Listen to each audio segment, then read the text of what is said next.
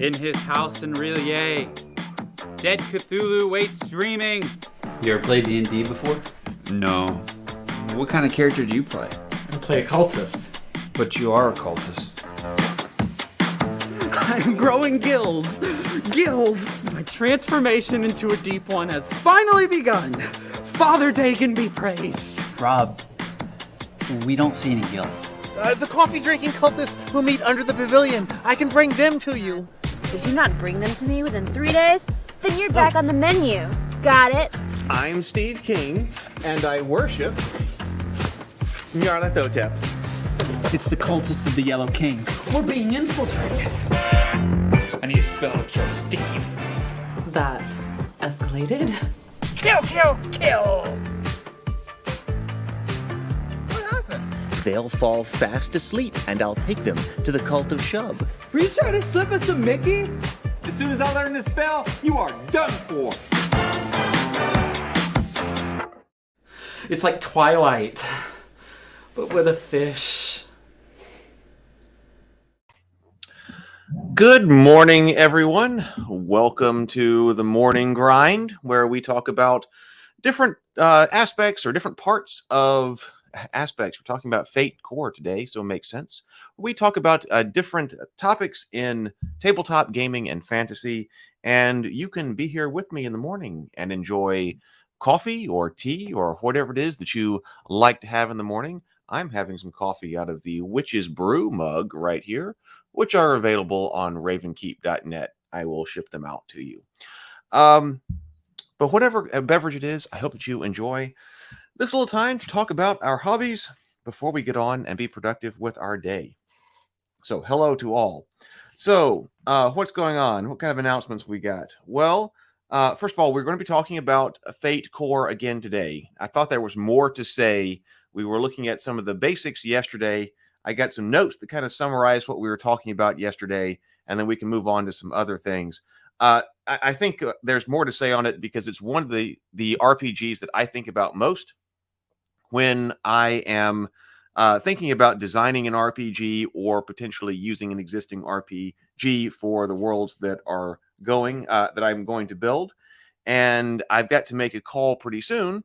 I think whether or not I'm going to use an existing system or somebody else or try to create something custom before I go on and make the before I start writing more of the world stuff.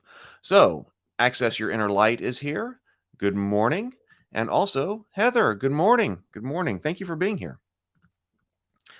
Before we get started, I would like to remind everybody that we have got the Cultists episode 5 of season 2 that will be coming out on this channel at 7:30 p.m. Central Time. We'll be premiering here. And then right after that, we will have our live after party as well. I will be here. I believe Brianna will be here. I hope Dax will be here as well. Again, he plays Rob. We will see, though, and maybe somebody else will be here. I put out the call to different people in the cast and crew to see if they would be interested in coming on the show. We shall see. If we, as during that after party, we will give away, I don't know where I put it again. Oh, right here. War of Kings, right here. This is the game of kingdom building and conquest. This is the first game that I produced. I designed it with my brother. We brought it to Kickstarter. We got it published. And there are still a few copies left. And so I'm going to give away one of those. You can look at the trailer here on YouTube and also how to play. It's basically Settlers of Catan meets Risk. That was basically how we thought of it. So it's kingdom building, resource collection, build your kingdom, build your armies, but then also be able to go to war. Somebody builds a village someplace where you really wanted to have one. Well, in this, you can go and raise an army and go burn it down if you want. So that will be coming out this Friday. You can see the links on the channel here. Also, please check out Ritual on GameFound. I'm going to put the link in the chat right here if you have not already. That is the game that is based on the Cultists and is our social deduction party game. I'm going to have to share this right here. Our social deduction party game about Cthulhu Cultists. The Cthulhu Cultist party game of spellcasting and betrayal. We've got 1,098 people following the project right now. Please click follow the project if you have not already to be able to get the updates both before the project goes live. I'll have a few updates before it goes live so everybody knows that it's coming and it's getting ready. And then also as the project is going, I'm going to be sending out the final round, or it won't be the necessarily final round, but be the final playtest round of the rules as well. And you can sign up when you get to this page as well. You can see more about the game. We're going to have miniatures for all the people in the cultists. If you click follow and then you back the project, you get a free Rob, High Priest of Dagon in battle pose. And here, if you'd like to join the playtest, you can sign up for the playtest right there. And you can see the playtest wanted trailer right here and a brief information on how to play. You're loyal cultists who have been infiltrated by the agents of the Yellow King. So if the loyal cultist can successfully cast 5 different rituals, then you win. If the secret agents of the Yellow King can foul you up 3 times, then they win. So we are going to be bringing out that game to try to not only get it funded and get it produced, but also try to fund a season 3 of the Cultists. We would love to be able to fund a 3rd season of the Cultists because we were going to conclude our arc with that. Hey, Jason's here. Jason says, just poured my coffee into the fish do not drink tea mug. That's the perfect thing to drink coffee out of. We do have the fish do not drink tea mug. I need to have some of those. I've got them in the kitchen. I just haven't gotten them out yet. I need to have some of those as well. Have my coffee in it in the morning. All right, let's take that down. And let's also bring up Fate. Oh, before I do that, we had a question last time, or not really a question. I saw comments come in like at the very last second. As I typically go for about an hour here, and we had comments come in at the very last second. Inner Light, you said anything more you can share about the system you're working on? Well, there's not a whole lot to share right now. I did decide to go ahead and start typing stuff out because I had been working on the action resolution system, and I have decided I should go ahead and try to finish that and at least have it written out because, once it's drafted, if I decide to continue with it, you can work with something with a draft and you can share a draft and, we can talk about it on here as well. I don't know exactly where it's going. I worked on the action resolution mechanic based on all of the information that we had learned from the analysis of the D20 and trying to do 2D10 and 3D6 and all of that information on the videos here on the channel previously. And then I modified what I had because I was thinking that, 2D10 and a bell curve system is what I need. But we found out, I'll let you go through the videos if you're interested in that and what we learned, that actually moving to a bell curve system like with 2D10 does not actually do what I wanted it to do. So I did come up with a different solution, which I'll share here and go through over the math one day about what I came up with for what I think will work. And then I've been trying to work through what the action resolution mechanic is. I kind of see it as a combination of Fate. I mean, it's going to be based, I think, a lot on Fate, but it's also going to be based a lot on GURPS, which I know sounds pretty weird, but those are the two games I think most about. Of course, you can't also help but think about like 5th edition Dungeons and Dragons because it's so popular. And maybe the game should just be compatible with 5th edition. But on the other hand, maybe you can do both. That's what I was thinking. Why can't you have a box set or something that is compatible with 5th edition Dungeons and Dragons, but then also have another kind of system in it? On the GURPS forums, the idea of making GURPS more Fate-like has come up. And I think that's been interesting. So I'm not the only person who has thought about that, and it's been discussed over there. And I may have created 1 or 2 of the threads. So there seems to be something that some segment of gamers are trying to close on, which is trying to bridge the GURPS Fate gap, which sounds really weird because Fate is such a rules or comparatively rules light system that's very narrative driven, and GURPS is so crunchy. But there must be some type of crossover, and that's why I think about them, and we just got to bring them together. Milton Knowles, the Insane Witch King, says, hello, welcome. It is great to have you here. Hit the button and remember to share with your friends. This is great how YouTube channels like this grow. Yep, that's true. I've been working on, I've been posting stuff on this channel for a while now, And I think back in January, I decided, well, let me try to start posting a lot more about tabletop game content and fantasy content. That was back in January, and I did, but I really didn't even think about live streaming until like 2 or 3 months ago. And I experimented with live streaming in a couple of different formats. So this right now is my new experimental live stream format. So I'm going to try it out for at least a couple of weeks, see if it works, see if people respond, and if you like it, let me know. Jason says a lot of games do that, dual systems. Yeah, I think that I think you're talking about having both compatibility in there. I think that's the way to go, because from the business perspective, 5th edition is so prominent, and that's why ultimately with the Journey to the Tree of Sorrows the Journey to the Tree of Sorrows RPG that I wrote for David in Infinite Black, that's the reason he said go 5th edition, just because it was so it was all right from the business standpoint. You don't have to do more development, and everybody knows it. Yes, Innerlight says, I remember, I think I commented on those videos talking about the analysis videos. Yes, I remember you there. I think that's the first time that I saw you on the channel. Go for mixing it up. If some things are fun for multiple systems, combine them into one. All right, so let me bring up. I gotta stop sharing that. I wish I could prep. I wish the software allowed me to prep multiple screen shares, but it doesn't. So I have to find it every time. Okay. So here we've got it up. The Insane Witch King says, what's the most overused trope for D&D characters? I'm making one at the moment, and I want to make it annoying. I mean, great. Oh, I don't know. It seems like an overused trope in D&D is that everybody is some bastard child of somebody else.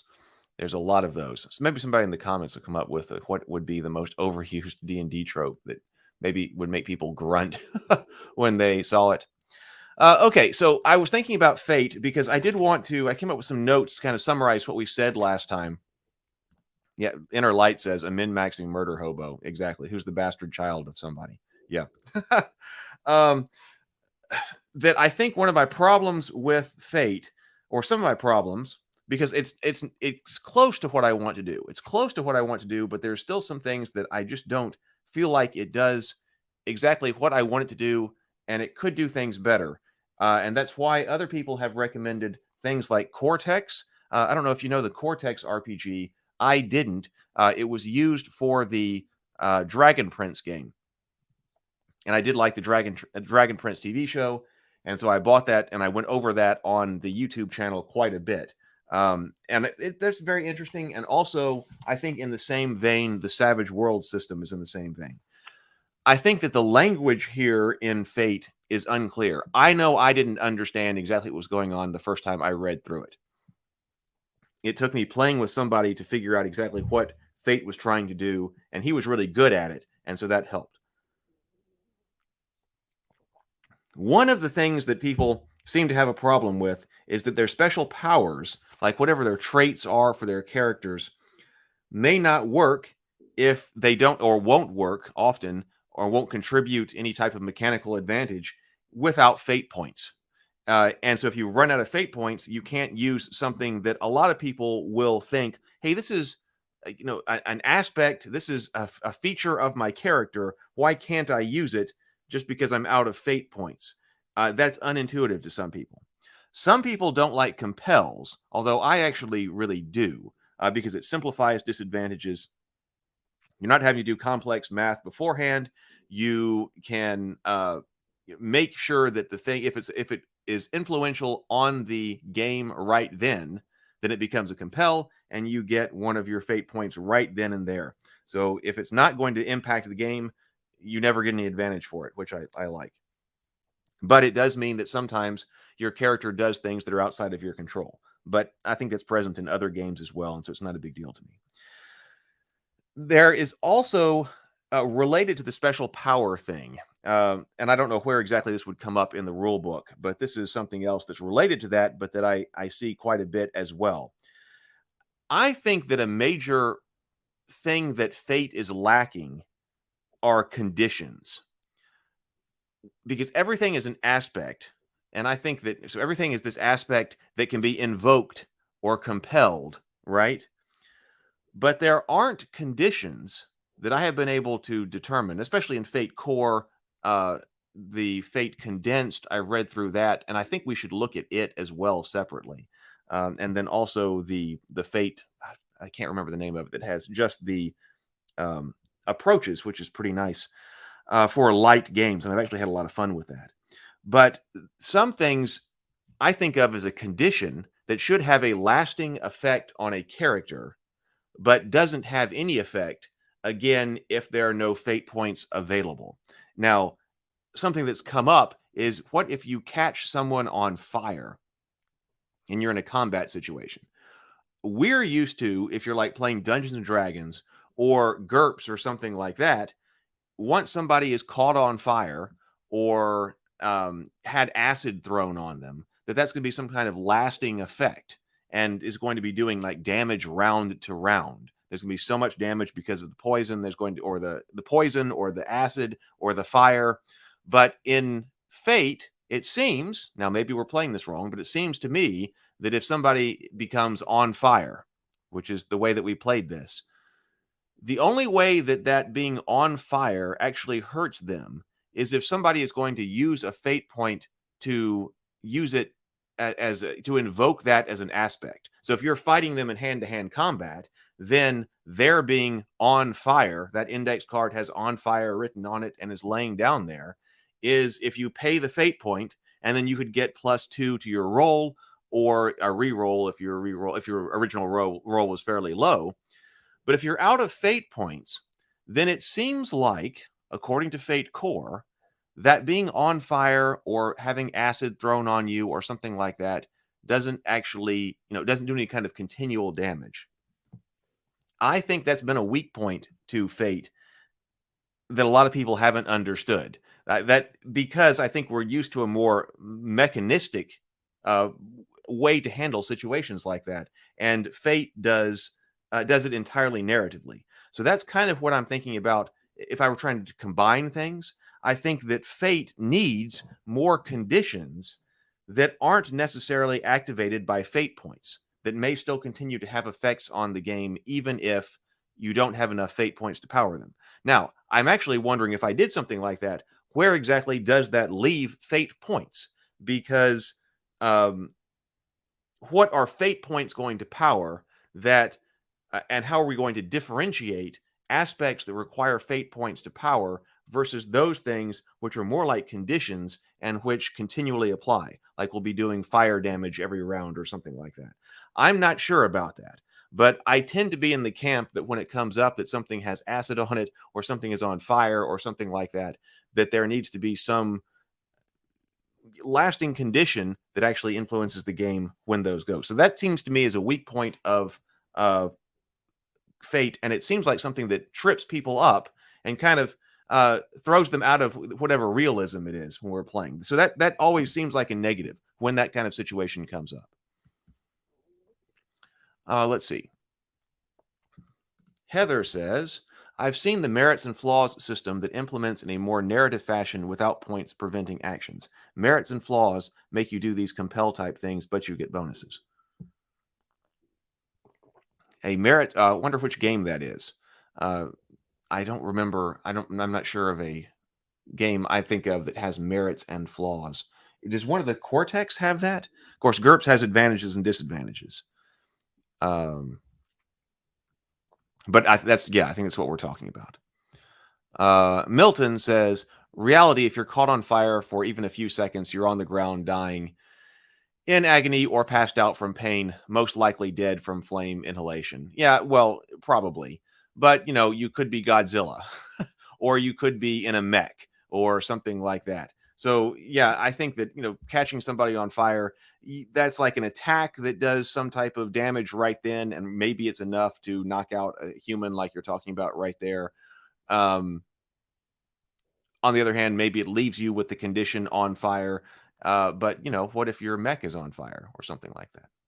Trey says, for dice rolls, I love using the 1d6 1d6 rules from Feng Shui 2. I don't know that one, including the boxcar rules and exploding sixes, but only for anime die-hard type games. That way we don't need special dice. I don't know that system. A lot of people have been recommending different systems to me, and if we're continuing with this morning coffee kind of thing, which I like, then we should be able to get to look at a lot of these different things. Oh, World of Darkness. Okay, World of Darkness, like Vampire the Masquerade. Okay, I have played, or not, excuse me, I have not played. I have read World of Darkness, but that has been a long time ago. So I would need to catch back up on it. So yeah. Okay, so that has the merits and flaws systems. It's a D10 system. Okay, all right. Inner Light says, I use 2-sided tokens in the game, and I'm working on it for conditions that usually last 3 turns. Right. Inner Light's working on a new game system as well. So, yeah, I think I like conditions. I really like conditions.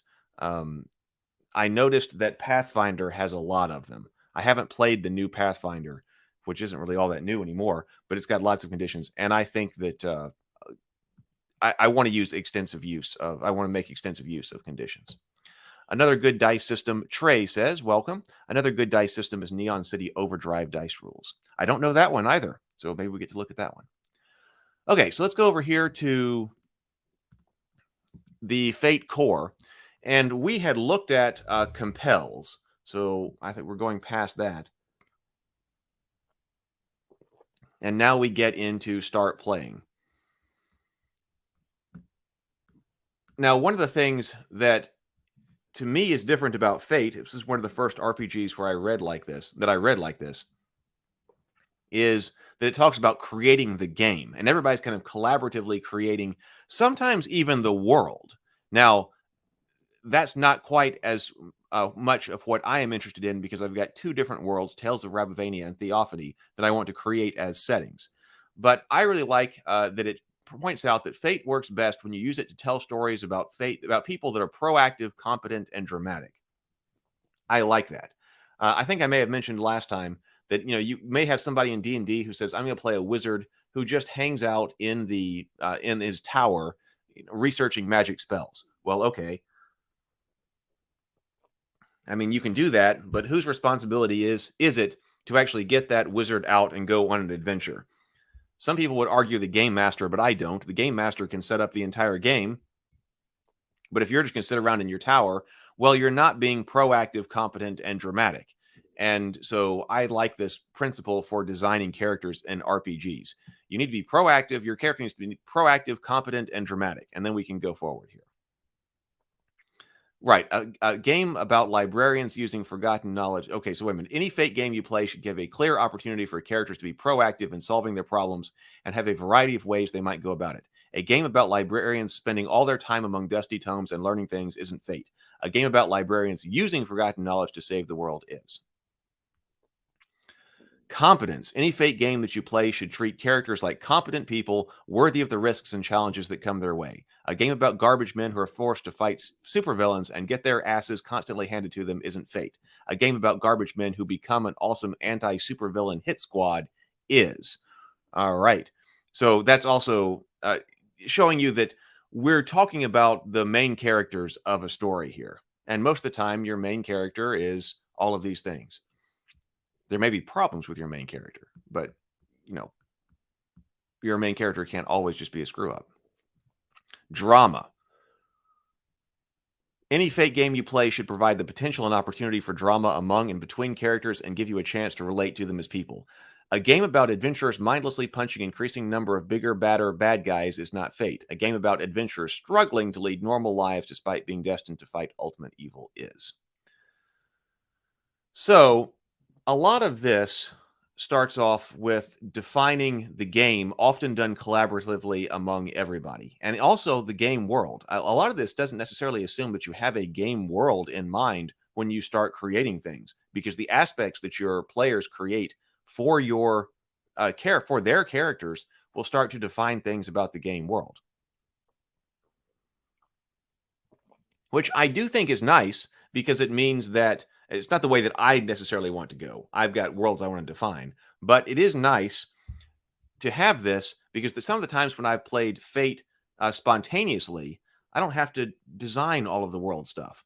We just let the world become created and had an adventure in it. And I do think that's an advantage because, like I said, I like to right now today be able to play exciting games in about 2 to 3 hours because that's about what people can get together with. So I want to move people into the adventure as fast as possible.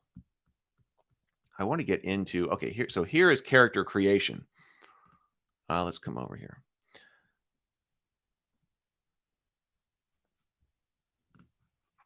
So the character creation, I do like that Fate's character creation is fast. It's fast, and it also says that it's collaborative. We'll talk about that here in just a second. One of my favorite things is just that your character is mainly driven by a high concept and a trouble.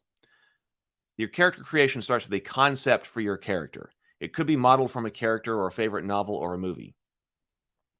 You're going to take the ideas and you're going to turn them into a high concept and a trouble. And to me, the trouble is one of also the most interesting parts of Fate. If this has to do with storytelling, Lou Anders and I talked about using Fate to tell stories. And he actually says that if you're going to be an author of some kind, he recommends Fate as the RPG that you should play because it's constructed so narratively. And he says that he often even thinks about characters in his novels as being Fate characters who need some kind of high concept. If he knows their high concept and he knows their trouble, he knows a lot about them. He knows, what they can do in broad strokes, who they are, why it matters.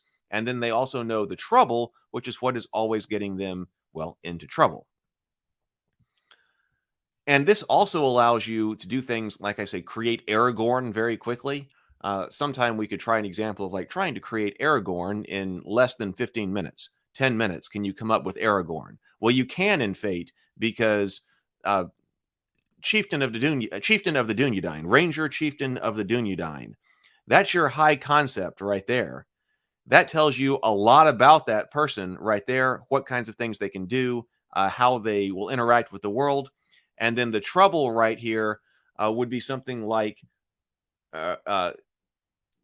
troubled by the fate of his ancestors or struggling to right the wrongs or outlive the weaknesses of his ancestors or something like that is his trouble. Like maybe if you're trying to design Aragorn when he's leaving Rivendell.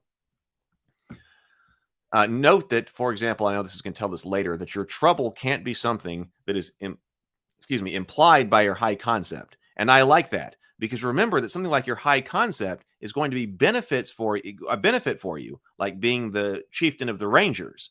But that can still have some kind of compel be put on you because you're chieftain of the Rangers, the Dark Lord is after you, right? So that could be a reason to invoke or compel your high concept in that way. So your trouble can't be implied by the high concept. It's got to be addition to that. So, if you're the chieftain of the Dunedain, then orcs want to kill you. So you can't have that also be your trouble. You got to come up with something else like Aragorn's struggle with the failure of his ancestors or something like that. Let's see what's going on in the chat. Trey says, around rules for Fate, I really like the Dresden Files Accelerated. Fate Accelerated. That's what I've been trying to think that uses the approaches. Not the approaches per se, but the way they do stress and conditions. I see people talk about the Dresden Files quite a bit. The Dresden Files Fate games. I have not read those, but like when you're reading around on Reddit and things like that, I think they changed the approaches from accelerated. They change around the stress and conditions and things like that, and they've talked about that. So I think that should be something that we look at. Trey also says, I want to say the writer of the TV show Leverage said they used Fate when writing scripts. They did. Very interesting. I didn't know that. So Lou might be onto something. It might be something that a lot of writers for TV shows make sense, especially. That's very interesting. Heather says, a self-creating world is like Invisible Sun by Monty Cook. You can get into it right away, and character creation is collaborated. Yeah, definitely a style that we've got here, and I think there's a lot to be said for it. I don't know Invisible Sun. It's a lot that I don't know about. Lots of systems to look into.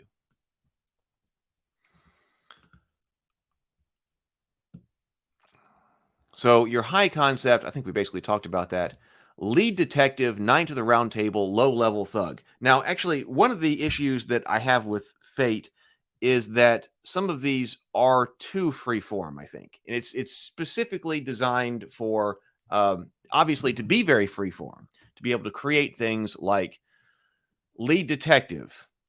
You know, it says throwing an adjective in there, and I really think that throwing an adjective in there is really good. I would like to come up with a formula for creating a high concept, because I want to be able to have people create their characters quickly. And I also really like cards. And so one of the things that I was thinking is that you should have like a deck of cards that has different components of high concepts. So if you're trying to create your own character, then you've got this deck and you've got like a section of adjectives. And I'm thinking you take all the adjectives and you shuffle them together and you hand them to one player. And then you take the idea of your job. I think basically like your character class, you know, something like Ranger. You could have different kinds of jobs for different genres that you might be playing in. So you might have Ranger, Paladin, Assassin, that kind of thing. You know, your adjectives might be, you know, it could be like deadly, but it could be, you know, stressed out or neurotic or something else, grim, right? And then I also think you should have some type of idea about where you're from. And if you have your adjective, you have your job, and then you have where you're from, you might need something else, but that's a pretty good way to establish a kind of formula for your high concept. And then if you had these cards, then you could just hand them out to the table and then you kind of draft them. So, you know, everybody come up with an adjective that you want, pick yours, and then pass the deck to the next person. Pick your profession, and then pick where you're from. And then if you have those three cards would define your high concept and really tell you a lot about who you are. You could also put on those cards things like skill bonuses, because you're an assassin or whatever. You have these kinds of skills. Some of this is going to give you advantages. Some of it's going to give you things that can be compelled. Cypher has a cool system with a descriptive statement. I don't know that one either. I should be taking notes on all these that you come up with. Where's my pen? Right here.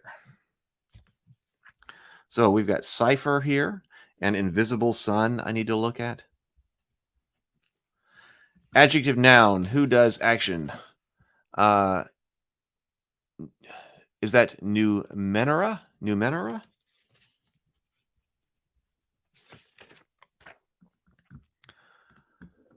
Through the Breach does something similar with cards and character creation. Well, interesting. Thank you, Jason. Through the Breach. I don't know that one. We live in a golden age of RPGs. There is so much more out there than just D&D. Trey says, I'm a blank who blanks. Yeah, basically, yeah, there's the structure right there.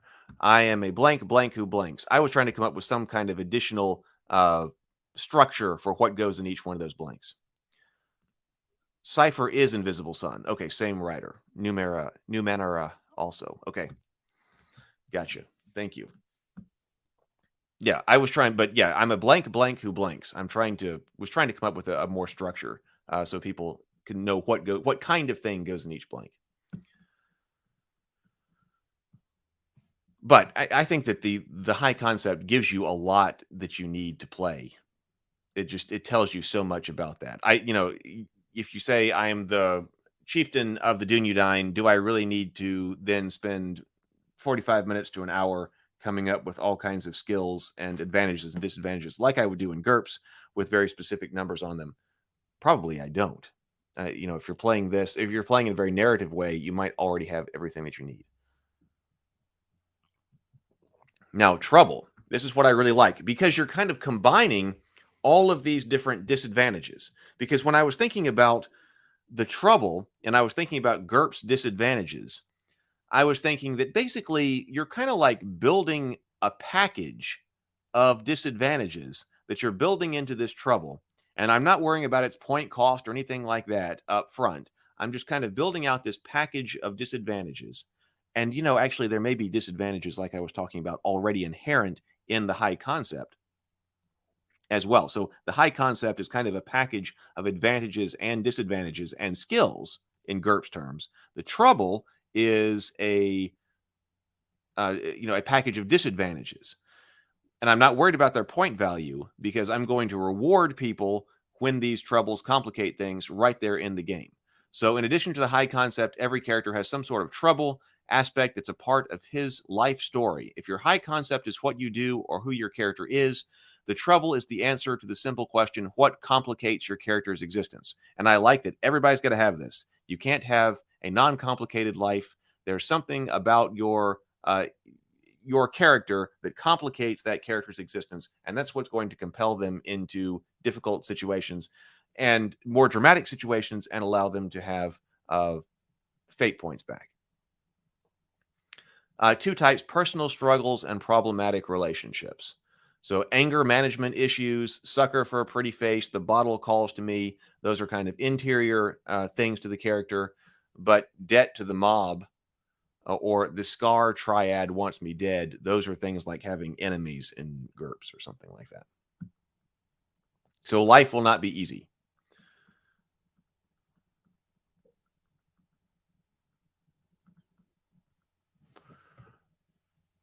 Now, I'm trying to think how we did this part right here, because describe your character's first adventure. Describe how you've crossed paths with 2 other characters. Write down one aspect for each of those 3 experiences. So it's trying to make sure that the aspects of your character are tying them to other characters. And actually, I think this is one of the best ways that this has been done. I don't remember necessarily. I suppose we did use this when we were playing Fate. I guess we had to. But it seems like there are several different games that will try to get something like a backstory into the game, but fail. And I'm thinking about Dungeons and Dragons 5th edition right here, because when you go into what like the bonds and the flaws and things like that, you could talk about your relationship with other characters and things like that, but it doesn't really come up mechanically in the game. Now, of course, you can say that's not bad. It's just role-playing parts. But this is, to me, is part of the game. If it's a game, then I'm looking for something to have some type of mechanical effect on the game, personally. So yeah, it can be done throughout just role-playing. But, I feel like when we've got like the bonds or flaws in Dungeons and Dragons 5th edition, it's kind of tacked on there at the end to encourage people to have some kind of backstory and things like that. And supposedly that's one of the ways that you can get your inspiration points, but I also think inspiration points are kind of done badly in 5th edition. They're like badly done fate points, I feel like. And when I've been playing Dungeons and Dragons 5th edition, at least, the inspiration points and the especially as connected to bonds and flaws and all of that, really haven't come up all that much. I mean, we get inspiration points, but sometimes that's mainly just what the game master chooses to hand out for good role playing and clever ideas and things like that.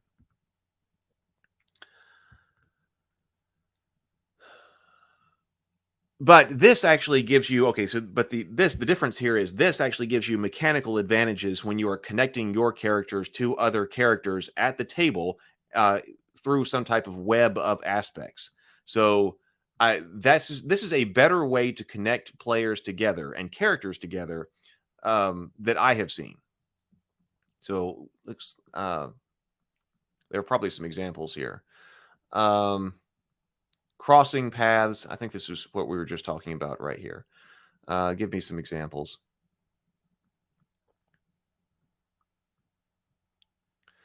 Like, so I've got Zeard's back. Lily gets Zeard starting adventure, a pretty straightforward romp where Zeard battles his collegiate rivals to obtain a magical artifact and return it to its rightful place. She decides that she complicates that situation by wanting a shiny artifact for herself. Ryan already established that Zeard gets the artifact back to where it belongs, so she only holds it temporarily. She decides to take I've got Zeard's back as a way of reflecting her willingness to stick her neck out for Zeard. The group doesn't know what she did to earn such loyalty, but they figure they will find out eventually. And then that actually gives you mechanical events because you've got an aspect to invoke with your fate points whenever this character is trying to help Zeard out. And I do like that.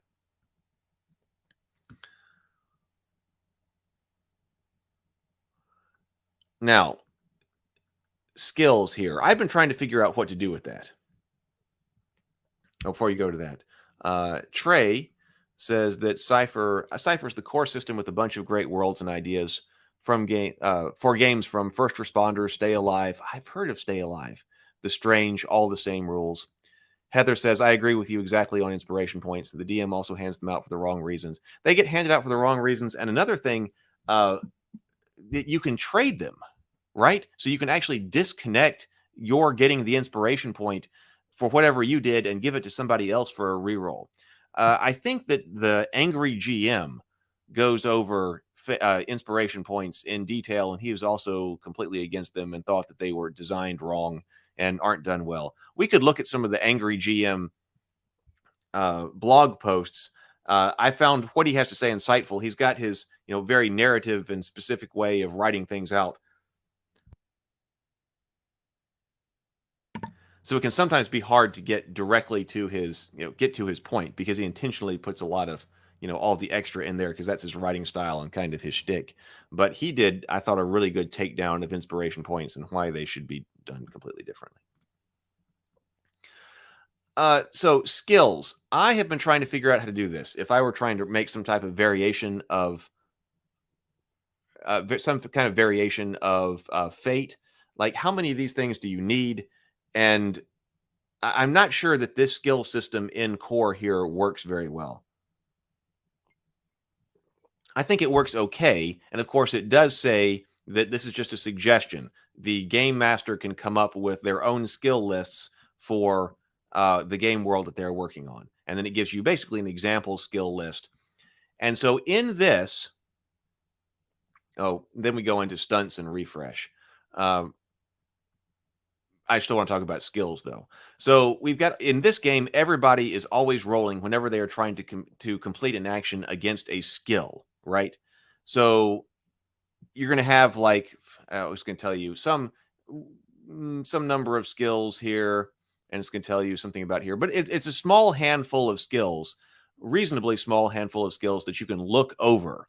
And then everything that you can do has to do with those rolling against one of those skills. There are alternate systems even within Fate, because you can alter all kinds of things. Fate Accelerated, that's what the word I was thinking of. Thank you for that. Fate Accelerated has the approaches, where you've got several different. I approached this problem forcefully or sneakily, and there are like 6 of them, and then whatever cleverly. And if you approach a task in that particular way, you've got different approaches that you are good at. I have had good luck running casual games with that. I've run 3 casual games using the Fate Accelerated approaches. I think it's great for just sitting down, trying to play an adventure in an hour. And I found, especially like with my nephews or other children that we've been playing with, a Fate Accelerated character sheet is very understandable. The approaches are understandable. And I've been able to just kind of spontaneously generate a fun adventure for an hour, and we've had a lot of fun. I think in more serious RPGs, we need a bit more than that.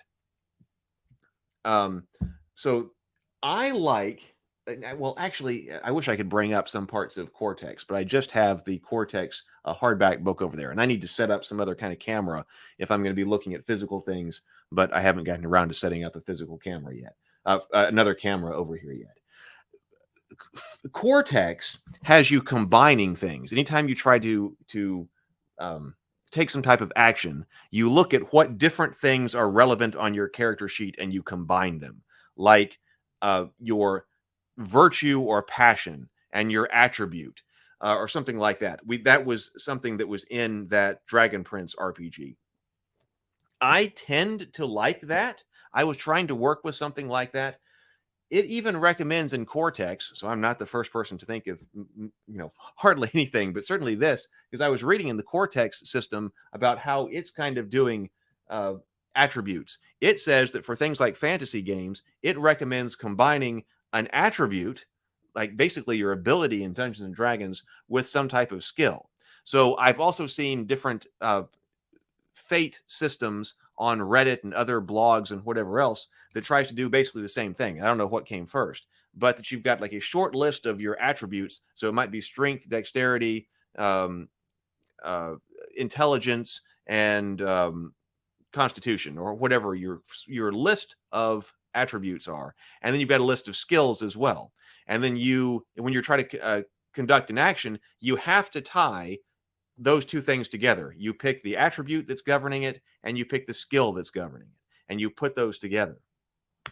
And so you always combine them, and then that gives you either the dice to roll if you're using Cortex, or it gives you some type of number that you're going to add to a dice roll in Fate.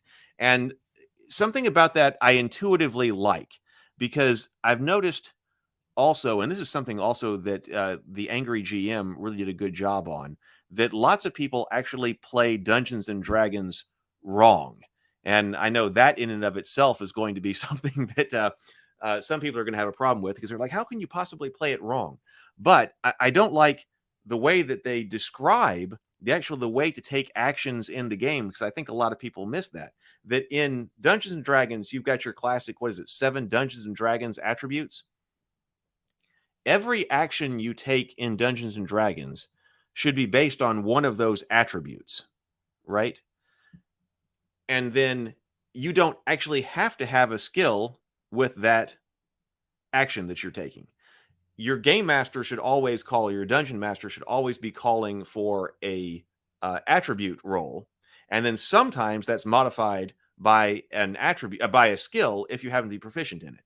And I think it gets messed up by saying that, or because there's that big list on the character sheet, and people always want to try to make skill rolls. They'll look at this big list of skills, some of which they have proficiency in, and will try to make like an athletics check or something like that, which actually isn't something that you do in Dungeons and Dragons. You make isn't athletics strength. You make the strength check and then possibly modify it with athletics if you have proficiency in athletics. So you should always be looking at your attributes.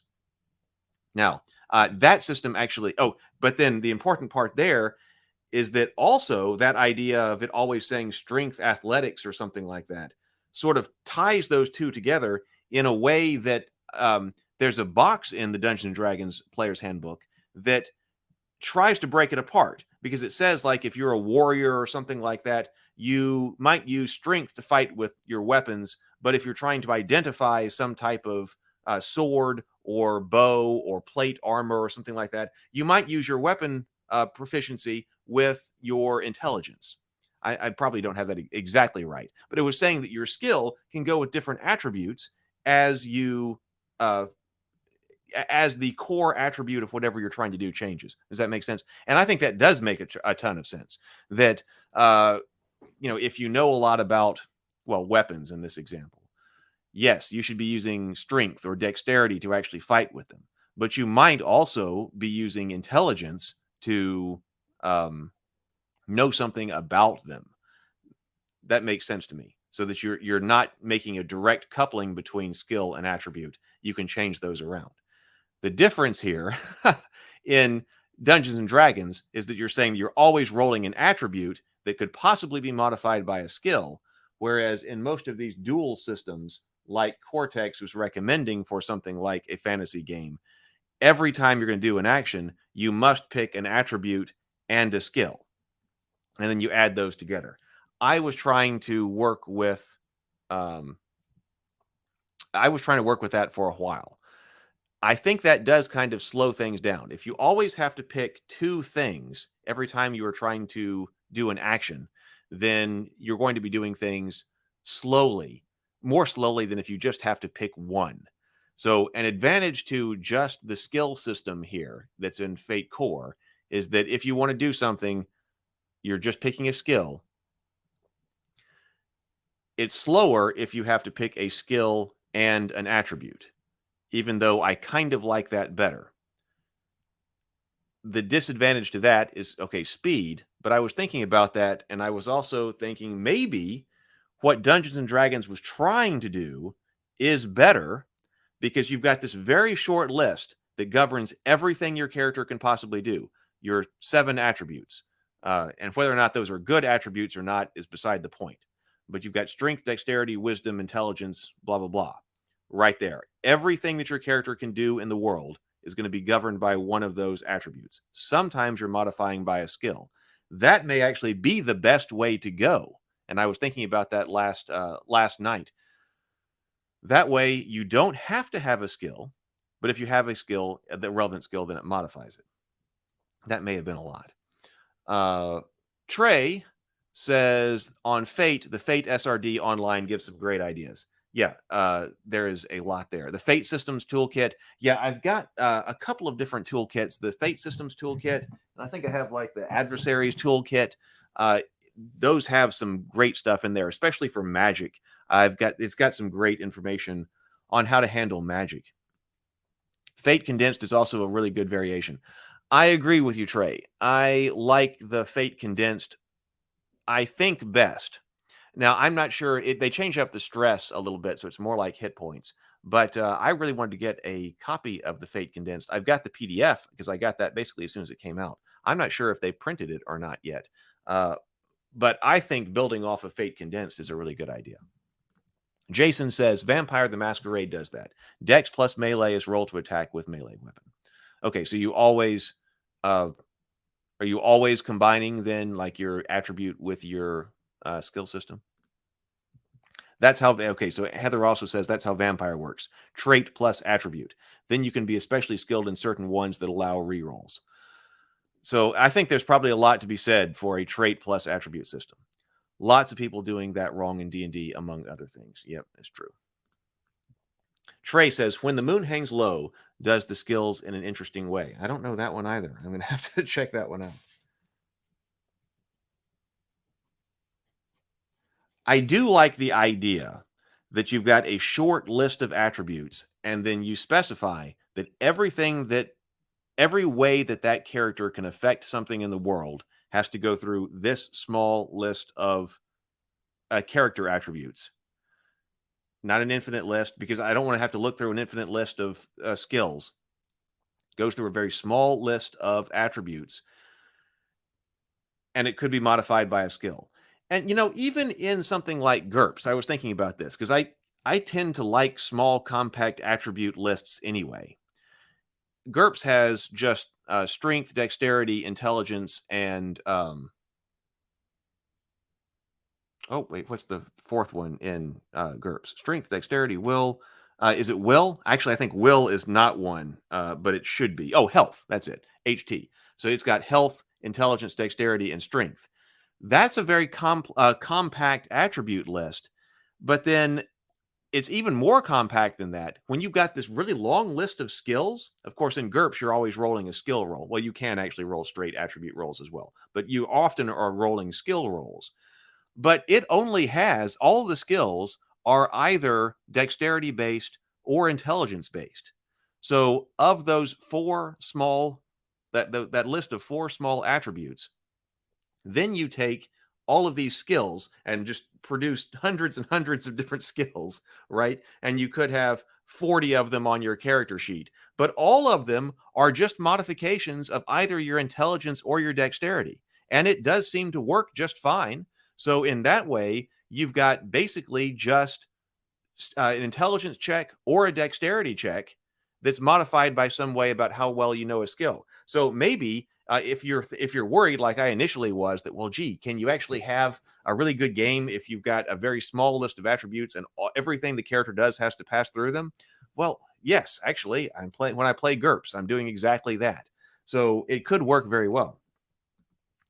That also means, like, for instance, in Dungeons and Dragons, the best character sheets I have seen that people have made to try to solve this problem are the ones that put the attributes front and center. But then rather than having this big list of skills that you're supposed to bubble in which ones you've got, it just says proficiencies underneath the attributes. And you just list, you're going to have like 3 or 4 of them, proficiencies, this, and this. That way, the player isn't trying to look through this giant list of skills.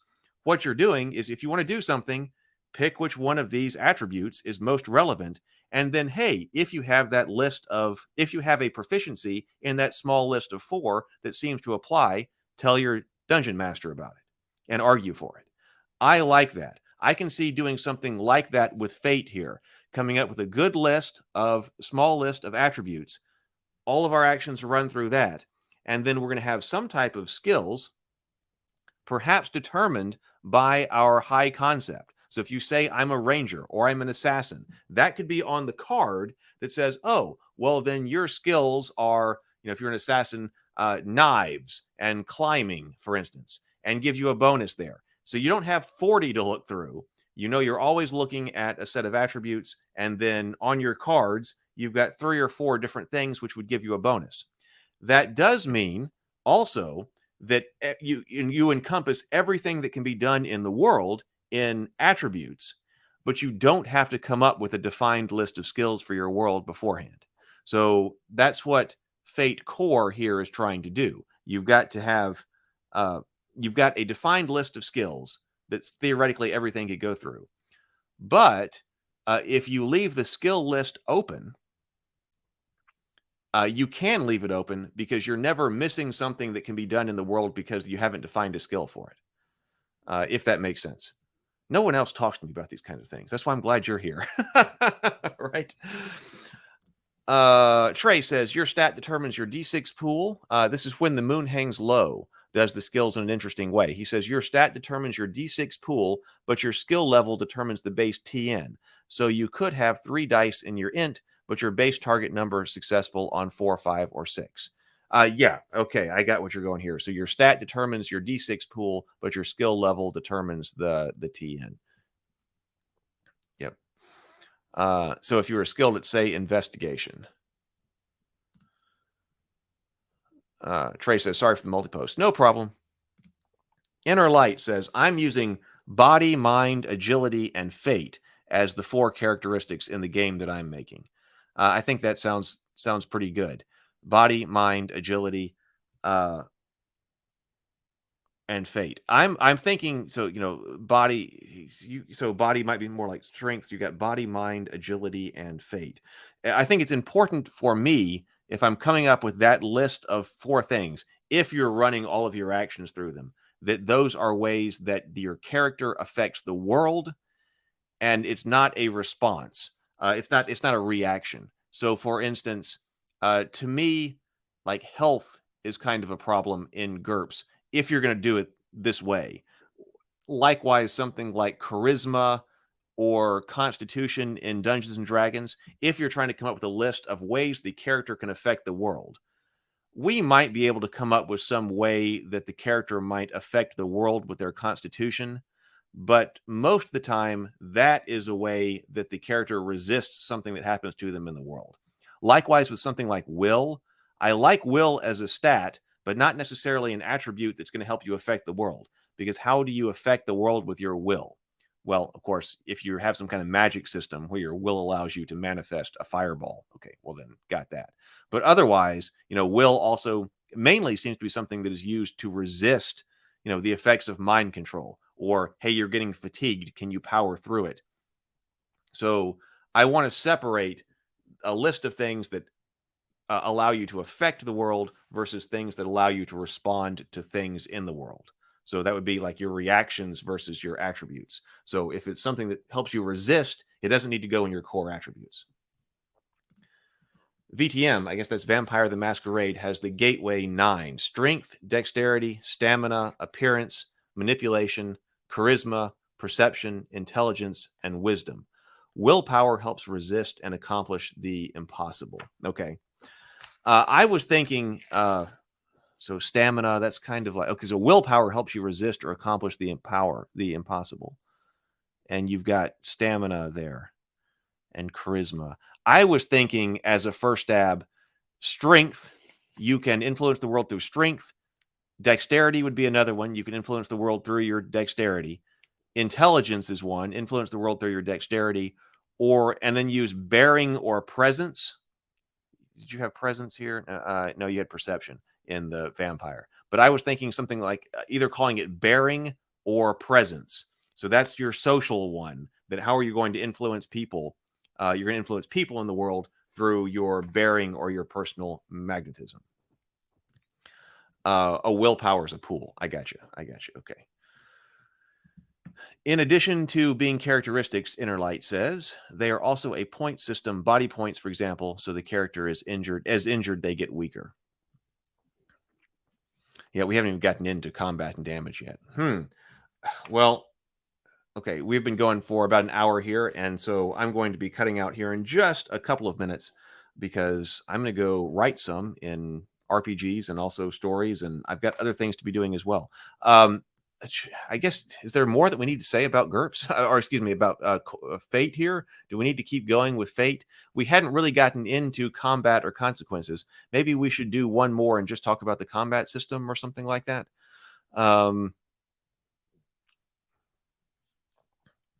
Heather says, I like using presents to put your social together. Yeah, I think that sounds like a pretty good first stab at what I'm going to put into what I'm writing here. Strength, dexterity, intelligence, and presence, or bearing.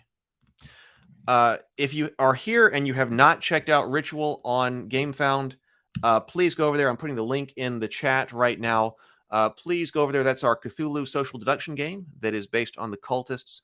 That's going to be coming out in a couple of weeks. I've been advertising it on Facebook lately. I just got some Facebook ads started because we want to have lots of people there for the crowdfunding campaign to be able to produce the Ritual game and also hopefully be able to fund the third and final season of the Cultists and also allow us to keep going and do other things. We've got a lot of people over here who are especially doing things in the storytelling mode, especially the visual storytelling with